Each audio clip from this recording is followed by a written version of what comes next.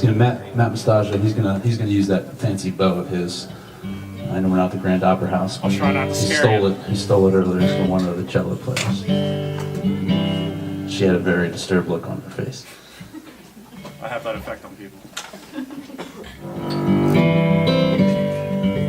So this was a song I wrote the first time I really traveled outside of Delaware in a car, going west, and saw the Rocky Mountains. This is a song inspired by that.